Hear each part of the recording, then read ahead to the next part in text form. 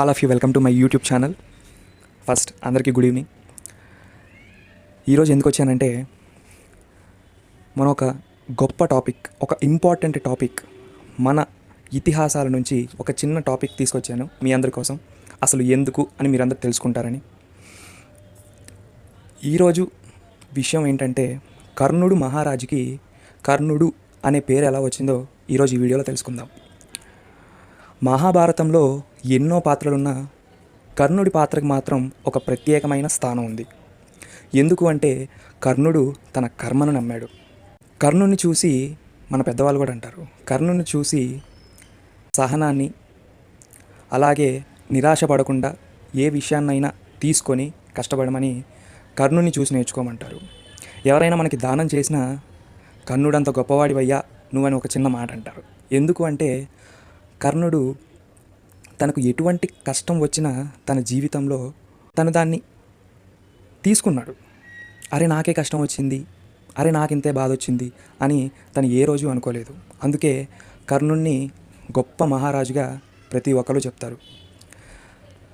అంత గొప్ప మహారాజు అయిన కర్ణుడు అధర్మం వైపు తన వాళ్ళ కోసం నిలబడ్డందుకు కురుక్షేత్రంలో చనిపోవాల్సి వచ్చిన అధర్మం వైపు నిలబడిన తన వాళ్ళ కోసం, తను ఇచ్చిన మాట కోసం నిలబడ్డాడు తప్ప ధర్మం వైపు నిలబడకూడదు అని కాదు. అసలు కర్ణుడి అసలు పేరు వసుసేనుడు. అసలు ఈ వసుసేనుడికి కర్ణుడు అనే పేరు ఎలా వచ్చిందో ఇప్పుడు నేను మీకు చెప్తాను. కర్ణుడు కుంతి మహారాణికి మొదటి సంతానం. కుంతికి కర్ణుడు మొదట పుట్టిన పాండవరాజుని పెళ్ళాడక ముందే కర్ణుడు పుట్టడం ద్వారా కర్ణుడిని ఒక చెక్క పెట్టెలో పెట్టి నదిలో వదిలేస్తుంది. అసలు తన నదిలో ఎందుకు వదిలేయాల్సి వచ్చింది? కర్ణుడు పెళ్ళిగాక ముందే ఎలా పుట్టాడు అంటే దుర్వాసునుడు అనే మహర్షి కుంతీదేవికి ఒక వరం ఇచ్చాడు. ఆ వరం ఏంటంటే, నువ్వు ఏదైనా ఎదురుగా ఉన్నదాన్ని చూసి నాకు ఇటువంటి బాలుడు కావాలి అని కోరుకుంటే నీకు అలాంటి బాలుణ్ణి ప్రసాదిస్తాను, నీకు అలాంటి బాలుడు నీకు పుడతాడు అనే ఒక వరాన్ని ఇచ్చాడు. కుంతీమాత ఏం చేసిందంటే అసలు ఈ వరం నిజమా కాదా అని చిలిపితనంతో నదీ తీరం దగ్గర సూర్యుని ఎదురుగా నిలబడి నాకు కుమారుడు పుట్టాలి అని కోరుకుంది. సూర్యుని ఎదురు ఉండి కోరుకుంది కాబట్టి బంగారపు కవచ కుండలాలతో ఒక బాలుడు పుట్టాడు. ఆ బాలుడు పుట్టంగానే కుంతీదేవికి ఏం చెయ్యాలో ఏంటో అర్థం కాలేదు. ఎందుకంటే ఇంకా పెళ్ళి కాకముందే ఒక బిడ్డకి జన్మనిచ్చిందంటే నన్ను నలుగురు ఏమనుకుంటారో అని కర్ణుణ్ణి ఒక చెక్క పెట్టెలో పెట్టి నదిలో వదిలేసింది. చూసారా, ఒక తల్లికి పుట్టి కూడా కనీసం తల్లి దగ్గర ఆలనా పాలనా చూడకుండా అనాథలాగా నీళ్ళల్లో అలా కొట్టుకుంటూ వెళ్ళిపోయాడు. ఆయన కష్టంతో పోలిస్తే మనకు వచ్చే కష్టాలు ఎంత చెప్పండి. అలా నదిలో ప్రవహిస్తూ వెళ్తూ ఒక రథకుడికి ఈ చెక్కపెట్టెలో ఉన్న కవచ కుండలాలతో కూడిన కర్ణుడి దొరికాడు.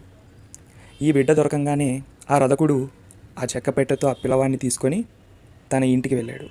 ఇంటికి వెళ్ళి రథకు అనే తన భార్యకి చూపెడితే, ఈ కుమారునికి నేను కవచ కుండలాలతో పుట్టాడు కాబట్టి, బంగారు కవచ కుండలాలతో ఉన్నాడు కాబట్టి ఈ బాలుడికి వసుసేనుడు అనే పేరు పెడుతున్నాను అని రథకుడితో చెప్పింది. అందుకనే బంగారు కవచ కుండలాలతో పుట్టాడు కాబట్టి అతనికి వసుసేనుడు అనే పేరు పెట్టింది. కర్ణుడు ఒక పెద్దింటి కుటుంబంలో పుట్టిన సూదుడుగానే పెరిగాడు. ఎందుకంటే తన తల్లి ఆలోచన ద్వారా నాకు పెళ్ళి కాకముందే ఒక బాలుడు పుట్టాడు అంటే నలుగురు ఏమనుకుంటారో అనుకునే ఒక్క ఆలోచన వల్ల ఒక గొప్ప కుటుంబంలో పుట్టిన కర్ణుడు సూదుడిగా పెరగడం వల్ల ఎటువంటి హంగు ఆర్భాటం లేకుండా, ఎటువంటి బంగారు ఆభరణాలు కానీ, మన భాషలో చెప్పండి మంచి లైఫ్ లేకుండా ఒక లగ్జరీ లైఫ్ను వదిలేసి ఒక మామూలు న్యాచురల్ పర్సన్గా పెరిగాడు. అయితే కర్ణుడు ప్రతిరోజు సూర్య నమస్కారాలు చేస్తాడు. తెల్లవారుజామున సూర్యుడికి నమస్కారం ఎందుకు చేస్తాడంటే అతను సూర్యుని అంశతోటే కదా పుట్టింది. అందుకని ప్రతిరోజు సూర్య నమస్కారాలు చేసే సమయంలో ఎవరు ఏ సాయం అడిగినా తన దగ్గర లేదు అనుకుంటూ తను సాయం చేసుకుంటూ వెళ్ళిపోయేవాడు. అయితే ఒకరోజు ఇలాగే సూర్య నమస్కారాలు చేసుకునే రోజు అర్జునుడు ఇంద్రుని కోసం వసుశేనుడి దగ్గరికి ఒక బ్రాహ్మణ వేషంలో వెళ్ళాడు.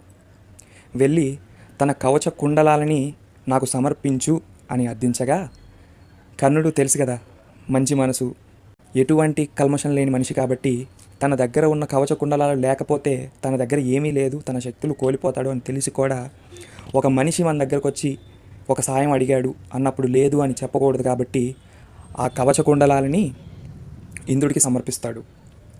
అందుకనే తన కవచ కుండలాలను సైతం లెక్క చేయకుండా సహాయం కోసం వచ్చిన బ్రాహ్మణుడికి ఆ కవచ కుండలాన్ని ఇచ్చినందుకు కర్ణుడు అనే పేరు ఆయనకు వచ్చింది.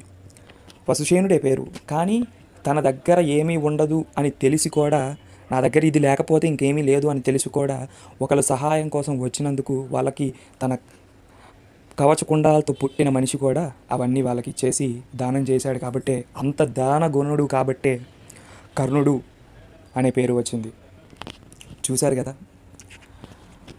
ఇప్పుడున్న మన జనరేషన్లో 3 రూపీస్ పెన్ను పోయిందన్న పక్కన ఇవ్వద్దు ఏ పిల్లోడికి, నీ దగ్గరే ఉంచుకో, నువ్వెవరికి ఇవ్వద్దు, నీ పెన్ నీ దగ్గరే ఉంచుకో అని చెప్పేసి మనం స్కూల్కి వెళ్ళే పిల్లలకి చెప్తాం. ఒక తల్లి పెంపకంలో కూడా పెరగని మనిషి పుట్టగానే అనాథగా వదిలేస్తే అతనికి అంత దయాగుణం పుట్టుకతోటే వచ్చింది కాబట్టి తను ఏది అడిగినా ఇచ్చేసుకుంటూ వెళ్ళిపోతూ ఉండేవాడు. అందుకే కర్ణుడు ఎంత గొప్పవాడో అని అంటారు. అంత గొప్పవాడైనా తను అధర్మం వైపు నిలబడ్డాడు అని అంటారు, కానీ తను అధర్మం వైపు ఎందుకు నిలబడాల్సి వచ్చిందో ఒక్కసారి మనం మహాభారతం చూస్తే అర్థమవుతుంది. ఇది జరిగిన విషయం. ఇది కర్ణుడికి కర్ణుడు అనే పేరు ఎలా వచ్చిందంటే ఇలా వచ్చింది. మనం పిల్లలకి మన చుట్టూరు ఉన్న ఏదైనా ఒక చిన్న సహాయం అడిగితే ఆ మనిషికి మన దగ్గర 10 రూపాయలు ఉంటే కనీసం ఒక 5 రూపాయలన్నా సహాయం చేయాలి. మనం కర్ణులం కాదు కాబట్టి మన దగ్గర 10 ఉంటే 10 ఇవ్వాల్సిన పని లేదు.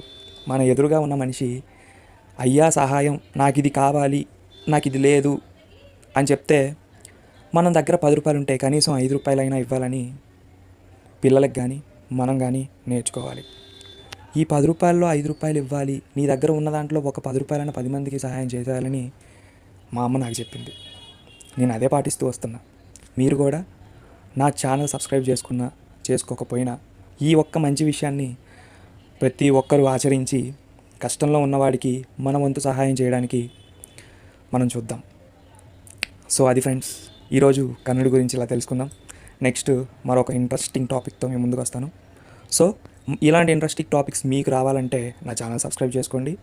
పక్కనే ఉన్న గంట సింబల్ మాత్రం మర్చిపోవద్దు, ఎందుకంటే మీ వీడియో పెట్టినప్పుడు టంగ్ అని మీ ఫోన్లో మోగుతుంది. So thank you, bye bye, stay tune.